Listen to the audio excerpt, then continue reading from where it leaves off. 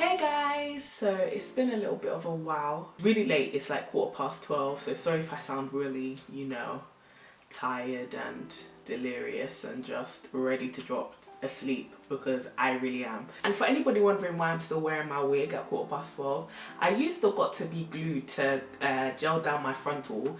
This wig is basically stuck to my head, so I'm just gonna wear it for the next like 2 days and let it come off naturally. I ain't trying to rip out my edges and just pull it off, and nah, that's not me. So I wanted to do a video kind of talking to you about my insecurities, or what used to be my insecurities, and how I got over them. So I hope you guys enjoyed this video, and yeah, let's talk. I wanted to be really honest with you guys and kind of show you guys that I am just like you. I haven't been confident forever. It's something that I've had to learn, it's something I've had to develop, it's something I've had to pray for, and luckily the confidence that was inside of me started to come out. There are still some things which I struggle with, but anyway, we'll get on to that. Firstly, I wanted to tell you guys what my insecurities kind of are. One of them I've already touched on, which is my weight. The other thing is my eyes, and what was the last thing? My weight, my eyes, my height. So let's start off with the first one, my weight. I've kind of talked about my weight on my channel already, and it's something which I have pretty much always, my whole life, been insecure about. Ever since I was younger, I was born like a really chubby bit, like I was heavy. Shout out to my mama. Growing up, I was heavy, like I was just constantly heavy, and it's something that you don't really think about until other people bring it up to you, and other people make it seem like it's something that's wrong with you when, you know, you're a bit oversized, or not a bit, but you're overweight. And that's something which I had to face when I was, I think, as young as maybe 5. People would bring up my weight to me, and you go to school and kids we're not particularly nice when we're at that young age, and we tease each other and we mock each other because we don't know the emotional consequences which come with it. And kids used to tease me, and even adults used to tease me, and it used to make me feel ugly. It used to make me feel insecure. It used to make me feel like I was not beautiful, and I was never going to be beautiful unless I slimmed down. And it was something which I tried to do over and over again. I tried diet after diet. You can ask my friends, you can ask my family. I did so many different things to try and lose weight, and nothing ever worked. And I was really running myself down to the ground because I was trying to lose weight so badly. And a lot of the time when you yo-yo diet and you do those sorts of things, it ends up going wrong because you end up putting on more weight, or you lose weight, then you gain so much more weight. And it just put me in this endless cycle of unhappiness. So recently I just decided that, you know what, I can't keep trying to force myself to lose weight. It's something that I do want to do. I would like to be a couple sizes smaller, but it's not because my happiness depends on it anymore. It's not because my attractiveness depends on it anymore. Before, being big just meant for me that like you are unattractive, you're never gonna be beautiful, like I said. And now it's just, listen, I'm beautiful at size 22, I'll be beautiful as a size 12, I'll be beautiful as a size 16, I'll be beautiful as a size 26 if I wanted to be. Because my beautiful is not out here, it's in here. And I know a lot of people go, oh, that's so cliche, or oh, you don't really mean that because, you know, everybody wants to be attractive. Yeah, everybody does want to be attractive, but in my eyes, I want to be attractive to me. I want to wake up in the morning and look in the mirror and smile at myself and think, damn, that's a beautiful woman, you know? And that for me is not because I have the nicest makeup or I have the nicest wigs, because I wake up like this minus the wig. Yeah, this wig is helping me out a little bit, but no wig, my eyebrows could be jacked up, and I have to look at that woman. And now I wake up in the morning, I look at that woman and I just think, wow, you know, bags under her eyes and everything. I just think, wow, that's a beautiful woman. Not because I'm slimmer than I was. In fact, if anything, I've put on more weight, like I said. But not because I'm slimmer, not because my eyebrows are the best, not because, you know, my skin is perfect, but because when I wake up, I know that I am closer and closer to becoming the woman that God intended for me to be. I know that I am special. I know that I am beautiful, in that maybe not in the eyes of people in the world, or not many people in the world, but in the eyes of God, and therefore in the eyes of myself, I am a beautiful woman. And I want to convince all of you guys to know that your beauty, like I said, and the security you should have in who you are is not rooted in makeup, it's not rooted in this hair, it's not rooted in social media, it's not rooted in all these perishable things, all these things which could change tomorrow or be taken away from you. Or, you know, it's not rooted in my weight. I could get bigger tomorrow, I could get slimmer tomorrow, I could double in weight. It's not rooted in that. What it's rooted in is God's word about me. And if you are not like a Christian, it's rooted in what's in your heart. When you look at yourself, are you happy with who you are? If you're not, then yeah, start to develop changes and habits which mean that you become closer to the person you'll be happier with. But fundamentally, are you a good person? Are you a loving person? Are you a caring person? Are you a giving person? Are you, you know, are you a funny person? Are you likable? Begin to love those things about yourself. Begin to love the person who other people see that you are. A lot of the time, other people can see the beauty in us, which we can't see in ourselves because we're so blinded by the superficial. And our society, our culture, social media culture, and mainstream media really does advocate that sort of behavior of being so overly critical about the way that you look and the way that you dress and the way you know, the way you speak or things like that. And the truth is, you should develop your own standard. Develop your own standard of beauty. You know, the mainstream media will tell us that probably 95% of us, the general population, do not fit the mainstream standard of beauty. And so what are the 95 of us gonna do? Just be unhappy for the rest of our lives because we weren't blessed with the genes that we need to be, you know, beautiful, gorgeous, wake up in the morning, not a single blemish. And no, you know, even the women in adverts, the women on campaigns, they don't even look like the way you think they look. So I mean, it's crazy, and I don't want to be measuring myself up against those standards, those unreachable standards anymore. So that's kind of something about my weight. My eyes, you guys have noticed if you haven't, you guys have noticed on my channel, probably video after video after video, that I have a lazy eye. And my lazy eye, I have had that since birth, but it's gotten worse as I got older, just because I misbehaved. And like, I remember like once when I was 10, I must have faked a doctor's appointment, and like I duped this optician. Yeah, like I told her, she was like, oh, what letter is that? And I could see the letter very, very clearly, and I'll just be like say if it was a D,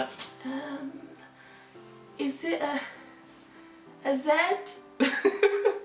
That's what I did, and by force she had to give me glasses. Don't do that, because when you don't need glasses and you wear glasses, suddenly you'll begin to need glasses. And I went from having very good vision, because my lazy eye does not impair my vision. I actually have quite good peripheral vision, but I find it hard to focus on things like directly in front of me. So sometimes my eyes appear to drift, and I have a muscle weakness behind one of my eyes. So if I'm straining too much to focus on something right ahead of me, especially the further away it is from me, my eyes drift because my muscle is not strong enough to hold it in that position. And when you're younger, I didn't know that, you know, I didn't know that that was the science behind it, and obviously other kids didn't know that was the science behind it. And when you don't know, you can't explain it to people, and therefore they can't respect that about you. Not to say that they shouldn't, but they don't. I mean, let's be realistic, this is the world we're living in, right? So I would get teased a lot, you know, I'd look at somebody and people would be like, oh, are you looking at me? And they'll start looking around, and sometimes, because I don't realize I'm doing it, it knocks your confidence, because you're like, gosh, sometimes I forget, because like I said, I don't know when it's happening. So sometimes I forget it's even there. And then when someone does, oh, are you looking at me? It's like, oh yeah, you know, and it gets so frustrating, because there's very few people I've seen with this issue, especially whilst growing up, and it made me feel extremely different. I think even that more so than my weight. And it is something which I wanted to look into, like getting changed with corrective surgery, but they said that like it's not bad enough for me to go into surgery, because it could end up over drifting my eye, if that makes sense. So if my eyes constantly drift outwards, so if they were to correct it to push it inwards, because the defect is so weak and so small. If they were to correct it, they could overcorrect it, and that would cause my eye to drift inwards, which wouldn't really reverse the problem but just cause a different problem. So I just thought to myself, you know what, there's no point getting it changed. I am so blessed to be able to see. I can see very well. I do wear glasses, but I can see well, and I'm blessed with the ability to see. This is, I mean, I've been able to live 19 years with it. People have to deal with it. You know, once people get used to it, it just becomes another part of me, and it is a part of me now. Anybody out there who has something like this, it's just, you can go ahead and get it changed if that's what you want to do. But essentially, this is a very small part of me. Like, my lazy eye is such a small part of me, and I have such a vibrant character. And I found ways to just avoid having that awkward sort of conversation. So if somebody's like, oh, are you looking at me? And they start looking around, I'm like, yeah, I'm looking at you, yeah. And it kind of makes them feel like, oh, okay. And yeah, the conversation goes off from there. Yeah, those 2 seconds can be quite awkward, but you move on, you know. And the last thing is my height. A couple of you guys have seen me in person, and you're so shocked at how tall I am. I am a very tall girl. I am 5'11", going on 6 foot basically, and I have been taught, listen, since birth I was a giant, bruv. I was very long, quite big as well, and I'm very, very tall, especially in comparison to the majority of my siblings. I pretty much am the tallest, but I have constantly always been, like, I think what, let's say in year 2, I must have been like 5'5". I must have been 5'5" in year 2. And that, for a lot of people, is like, that's so weird, you know. Boys are always shorter than you, and they make fun of you for that, and people were calling me like green giant, people were calling me all sorts of stupid names because I was tall. Luckily for me, I had people around me who used to tell me, listen, your height is beautiful, like your height is so unique, and your height is a big compliment to who you are. And now, actually, I think my height is one of the most confident things I am in. Like, sometimes I slip into the stupid thing of, like, people will hug me or something, be like, oh my gosh, you're so tall, and I'm like, oh my gosh, sorry. Why am I apologizing for being born a beautiful tall babe? Like, it's really stupid, isn't it? Now I really appreciate my height, not to say that being short is bad, but because it's different for women, you know. When you're 5'10" and above, you're really tall, and the majority of your friends are shorter than you, but it means that I don't have to wear heels. You know, when I stand in crowds, I can see over people's heads. I can help people by getting stuff off the shelf, like being tall. And I say all these things, but honestly, like, I actually enjoy that now, because when you're tall, I cannot make myself shorter. And if I spend my whole life upset at the fact that I'm tall, I'm never going to be able to see the beauty in actually being my height. So I'm very happy that I am tall. I'm actually very happy. I'm actually very happy. And yeah, like, oh, another thing that I might want to talk about is my skin. I get a lot of compliments about my skin, and my teeth actually. Thank you. But it didn't always look like this, guys. This has been a lot of work. I used to have hypopigmentation. Hypopigmentation is like hyperpigmentation when you get like the darkness around your mouth or around your eyes, which I actually have. Hypopigmentation is the opposite. So you actually start getting discoloration, where like I started to get white patches on my face, and it was just my face. It didn't really happen on the rest of my body. So my face was like 4 different colors, and it was extremely dry. And this is one of those things where, like, if you're unhappy with it, start working on changing it. But in the process, you've got to find a way to be happy, because I literally used to hate going out with my bare face, because I just felt like I looked stupid. Like, I looked so silly because I had all these different colours on my face. People didn't understand. And when you're younger, especially because this happened to me during my teenage years, so between the ages of 12 to about 15 was when it got fixed. And obviously you're going through puberty, everyone around you starting to get boyfriends, and I was just here, overweight, really tall. I had this skin issue, and I just had to firm it for those 3 years, you know, because it does make you feel down, it does make you feel unattractive. And I guess when I got to 16 was when I kind of started to bloom and flourish or whatever. But those years, it was really hard because I didn't look like how my friends looked. And well, thank God that my skin is fine now. And I just started to use like healthier products, and I found what worked for me and things like that. And my teeth as well, I used to have a gap and I got braces, and there are some things which if you want it changed, then change it. I have no issue with that sort of thing, but my issue is realize that just changing these things aren't going to make you happy. You know, you can't say I'm going to close the gap in my teeth and automatically that's going to make me happy. Happiness is being content with having that gap or not having that gap, because that's not who you are. You know, I was not my gap, I was not my bad skin, I was not my height, I was not my size, I was not my eyes, I was Courtney Daniella Boateng, and that's who I was happy being. Because being Courtney Daniella Boateng, at the end of the day, let's get real, if I was to pass, God forbid, but if I was to pass tomorrow, people are not going to remember me by the fact that, oh, like Courtney, she used to have a gap when she was 11, or oh, you remember when her eyes used to drift when you look at her. No, people will say, Courtney Daniella. Well, I hope people, if you're my friend, you better say this. But like, people say like, do you remember like Courtney? Beautiful woman, because she was so caring, she was so giving, she was so funny, she was so intelligent, she was so hardworking. That's what I want people to say about me.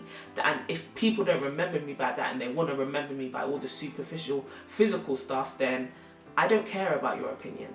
If that's how you want to remember me, if that's how you want to characterize me, if that's the way you want to box me by calling me fat, ugly, tall, dark, whatever, I don't care about your opinion. Because as far as I'm concerned, Courtney Daniella is an amazing woman, a phenomenal woman, or on her way to becoming an even more phenomenal woman. And so are the many women out here who watch my videos, who don't watch my videos. You're on your way to becoming phenomenal women, and you're just encased in this lovely outer packaging, which is great. But the truth is, no one praises outer packaging forever. It's about what lies within.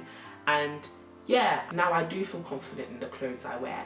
Yes, I do feel confident when I wear makeup, and yes, I do feel good when I change my wigs and stuff like that. But essentially, I should be completely happy and fine with coming on the internet, being in front of thousands of people and not wearing makeup, or stepping out of my house and not wearing makeup. I am really a human being just like you. And the truth is, I found confidence when I really realized that beauty is not what you look like. Beauty is not what your hair looks like, your nails look like, your face looks like, what your weight is, what your height is. Beauty is what is in your heart, and an ugly heart is an ugly person, hands down. You cannot be beautiful with an ugly heart. And if you consider yourself ugly but you have a beautiful heart, trust me, you are one of the few most beautiful people on this planet. And you have to embrace that, you have to be happy with that. And I'm telling you now, if you have an insecurity, if there is something about you which you just think is making you unbeautiful, if there's something about you that makes you think you don't deserve to be happy, don't think that way. You are a masterpiece. You are God's workmanship, as in He created you in His image. You are one of the most beautiful things that could grace this earth. And yes, we all look different, but that means we all encompass a different aspect of beauty. And do not be knocked down by people who are so ignorant to not recognize that about you. Do not go by the opinions of people who just are silly. Like, you are not silly, so you shouldn't be assessed by silliness. So I really encourage you to know, even if I'm the only person who will tell you this today or tell you this week, you are beautiful. You are truly a beautiful person, a beautiful human being. And I pray that your heart is where your beauty radiates from. And that's all I have to say. So yeah, guys, I will talk to you later. Hopefully I get more videos out, and yeah. Bye.